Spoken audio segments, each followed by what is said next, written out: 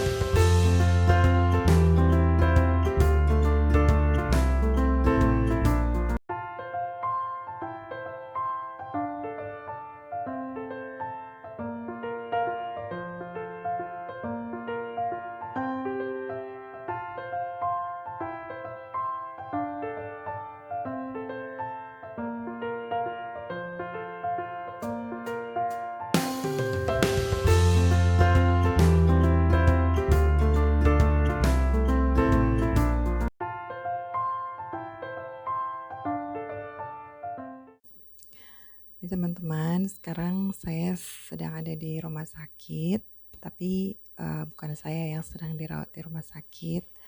Saya hanya mendampingi atau menemani papa saya yang sekarang lagi menjalani perawatan di rumah sakit ini. Jadi kali ini saya tidak buat video jalan-jalan ya teman-teman, tapi video di rumah sakit berhubung saya harus menemani papa saya yang sedang dirawat, dan minta maaf kalau misalnya sekarang saya harus bicara agak berbisik karena ini sudah malam dan juga ini di rumah sakit, jadi supaya tidak mengganggu pasien-pasien yang lain, jadi saya harus bicara agak pelan dan menggunakan mikrofonnya harus lebih dekat ke bibir saya supaya bisa terdengar jelas ke teman-teman semua.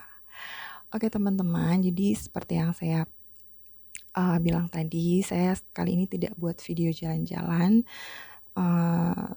Kali ini saya cuman mau sedikit sharing dengan teman-teman tentang keadaan atau apa yang sedang papa saya jalani saat ini. Jadi mungkin inti dari sharing saya kali ini tentang kesehatan ya teman-teman. Jadi bagaimana kita menjaga kesehatan kita sejak dini. Ini yang ingin saya sharing dengan teman-teman tentang bagaimana menjaga kesehatan kita dari sekarang untuk kehidupan kita di masa tua nanti, bukan hanya untuk kita tapi juga untuk anak-anak atau cucu-cucu kita. Jadi saya cerita sedikit ya teman-teman, bagaimana papa saya bisa sampai dirawat di rumah sakit. Jadi awal tahun ini papa saya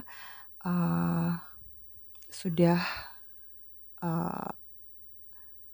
melakukan pemeriksaan medis dan sudah 2 kali foto dada atau ronsen, dan hasil foto ronsen yang pertama itu papa saya dinyatakan memiliki di bagian paru-parunya itu ada seperti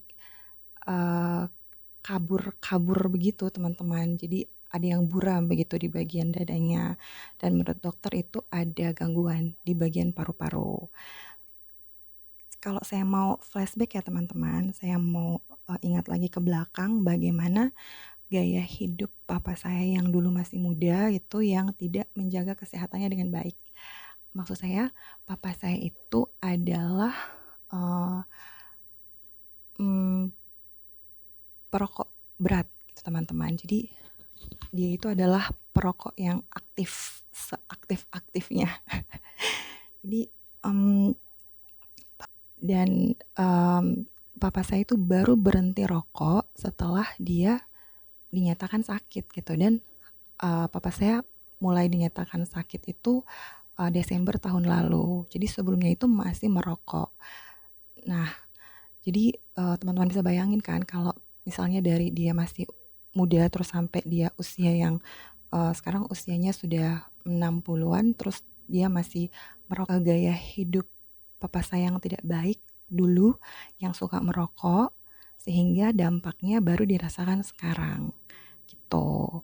Jadi teman-teman, itulah yang ingin saya sharing ke teman-teman ya. Jadi maksud saya, kalau kita tidak menjaga kesehatan kita sejak sekarang, mungkin kita belum bisa merasakan itu sekarang, tapi nanti ketika kita sudah tua, kita baru akan merasakan gitu dampak dari apa yang kita lakukan terhadap tubuh. Saya minta maaf ke teman-teman yang mungkin yang lagi nonton video saya ini yang mungkin adalah juga perokok. Saya tidak sedang menggurui atau saya tidak sedang saya tidak sedang push teman-teman untuk stop merokok. Sama sekali tidak ada maksud seperti itu. Saya hanya sharing, saya hanya berbagi apa yang sedang apa saya alami sekarang. Semuanya tergantung ya, semuanya kembali ke pilihan kita masing-masing.